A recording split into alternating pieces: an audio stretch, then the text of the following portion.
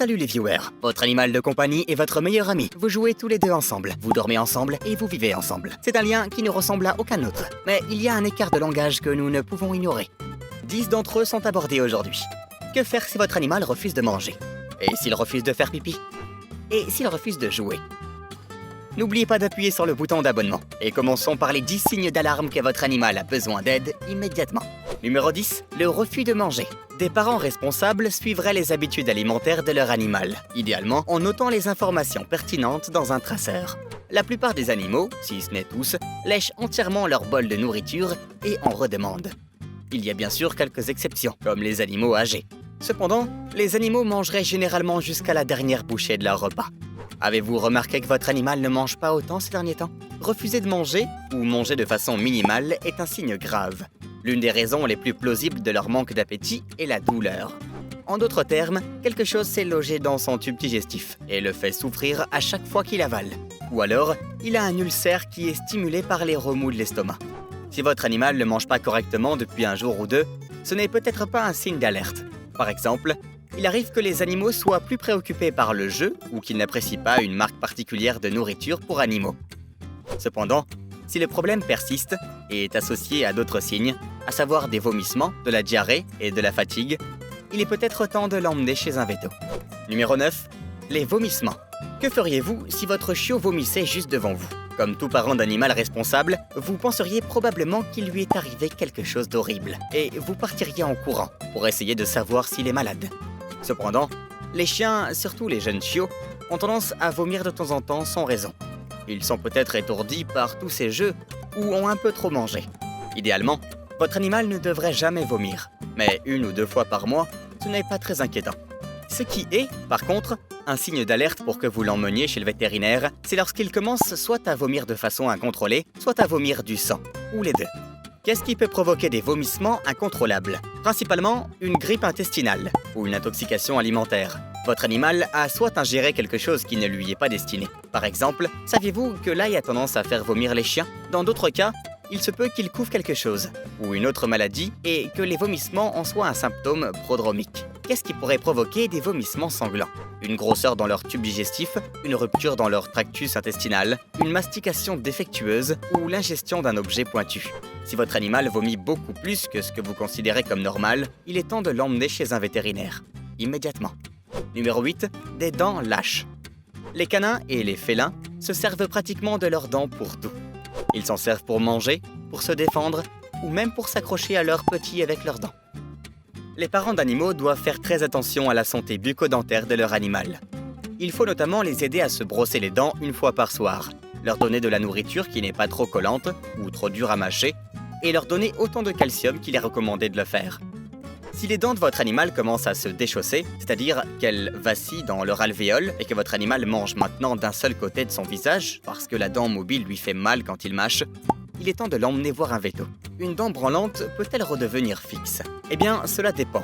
De plusieurs choses en fait. Par exemple, quelle est l'hygiène bucco-dentaire générale de votre animal? Son âge, un traumatisme dentaire quelconque, et ainsi de suite. Des dents déchaussées ou des dents faibles causent plusieurs problèmes. Par exemple, une mastication incorrecte, la chute de la nourriture et des douleurs lors de la mastication. Numéro 7, la léthargie. Votre animal, autrefois hyperactif, est maintenant affalé dans un coin et refuse de sortir en promenade ou de jouer avec vous. Quelle pourrait en être la cause? Une foule de raisons. Par exemple, votre animal peut être anxieux. Il ne connaît pas le terrain de jeu où vous l'emmenez. Il se sent menacé par un plus gros chien au parc pour chiens. Ou il peut s'agir de quelque chose de plus sinistre. Qu'est-ce qui serait plus sinistre? Le cancer. L'un des signes révélateurs d'un cancer est de souffrir d'accès extrême de fatigue et de léthargie. Une personne qui a une masse croissante dans son corps se trouve plus souvent fatiguée. Cela pourrait être dû au fait que les cellules métastasiques prennent en charge la nutrition des cellules hôtes normales. De plus, elles consomment beaucoup plus de nutriments et le corps ne semble pas pouvoir suivre. Numéro 6. ICA. Les chats sont réputés pour être difficiles avec leur repas, tandis que les chiens sont connus pour être plus décontractés lorsqu'il s'agit de dîner.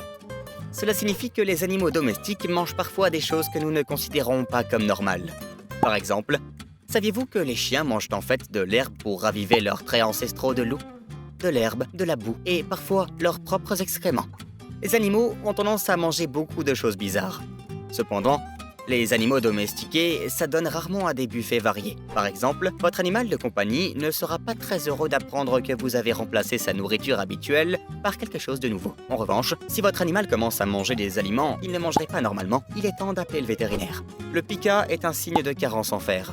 Il s'agit essentiellement de manger des choses qui sont autrement indigestes. Nous avons déjà mentionné que certains animaux ont tendance à manger tout ce qu'ils voient. Mais le pica est bien plus grave que de goûter un brin d'herbe. Votre animal commencera à mâcher exclusivement des couvertures, de la terre et des bois en plastique. Numéro 5. Uriner plus ou moins que la normale. Il n'y a aucun moyen de classer ce qui serait considéré comme normal lorsque vous parlez d'un individu, même d'un animal de compagnie individuel. Certains animaux ont tendance à manger plus, à socialiser plus et à jouer plus que d'autres. Les deux animaux seraient l'image de la santé, mais leurs habitudes seraient différentes. Certaines d'entre elles sont probablement dues à la race et à l'âge, et d'autres sont liées à leur état. Par exemple, il est normal de considérer qu'un animal qui a beaucoup joué se soulage tout autant par la suite, ou qu'un animal qui s'est goinfré sur son bol d'eau urine aussi beaucoup par la suite. Toutefois, un écart par rapport à la normale peut être un signe grave. Que faire si votre animal commence à uriner beaucoup plus que la normale? Eh bien, cela pourrait être un signe de maladie rénale. L'organisme essaie de retenir le sel et excréterait donc davantage d'eau. Et si votre animal se met à uriner moins que la normale, il se peut qu'il ait un calcul rénal ou une obturation dans ses voies urinaires, ce qui lui cause des douleurs. Il se peut qu'il s'empêche volontairement d'aller aux toilettes. Il se peut aussi qu'il soit déshydraté et qu'il n'ait plus d'eau en lui, et encore moins à excréter. Numéro 4. Se lécher. Tous les animaux se lèchent. C'est l'instinct animal 101. Cependant, vous attendriez-vous à ce que votre animal se lèche toute la journée? Pas vraiment. Les animaux ont tendance à se lécher pour soulager la douleur. La salive contient des immunoglobulines et des propriétés de coagulation du sang. C'est la trousse de premiers soins personnels de votre animal. Si vous remarquez que votre animal se lèche beaucoup plus que d'habitude, il se peut qu'il ait mal. Vérifiez si la zone où il se lèche est enflée, si elle est douloureuse au toucher ou si elle semble blessée d'une manière ou d'une autre. Si vous ne pouvez pas visualiser le problème, il y a peut-être une hémorragie interne ou quelque chose de logé à l'intérieur de votre animal qu'il essaye de soulager. Emmenez-le chez un véto dès que possible. Numéro 3. La perte de poils. Tous les animaux perdent leurs poils. À moins qu'ils ne soient rasés ou qu'ils n'aient pas de poils au départ, ils vont laisser des traces de poils partout où ils vont. Bien que cela puisse sembler être un désordre, c'est pire si votre animal commence à perdre des poils sur des parties de sa peau. Par exemple, il perd des poils par plaque sur son corps, en plus d'un poil ici ou là. Qu'est-ce qui pourrait causer une perte de poils grave? Selon la plupart des experts, il s'agit probablement d'une infection fongique ou d'une infection à levure. L'une ou l'autre de ces deux causes pourrait faire perdre à votre animal des morceaux de poils d'un seul coup. Numéro 2. Une toux persistante. L'un des premiers signes à rechercher lorsque vous pensez que quelque chose de grave ne va pas est la toux. Il s'agit généralement du premier mécanisme de défense de l'organisme qui se met en marche. Par exemple, lorsque votre animal avale un objet trop gros, il se met à tousser violemment pour l'évacuer de son organisme. Il essaie de faire sortir de son système l'objet qui s'est logé dans sa trachée. Dans la plupart des cas, la toux fait l'affaire. Mais parfois, les parents d'animaux doivent intervenir. Ils peuvent faire une simple poussée de la mâchoire ou doivent effectuer une version modifiée de la manœuvre de Heimlich. Numéro 1. La tristesse. Si vous remarquez que votre animal est triste ces derniers temps, c'est-à-dire qu'il ne croise pas votre regard et qu'il n'est plus aussi actif, il est préférable de demander une aide professionnelle dès que possible. Votre animal est peut-être anxieux ou même déprimé. Quels sont les signes révélateurs qui, selon vous, justifient une visite chez le véto? Faites-nous en part dans les commentaires ci-dessous.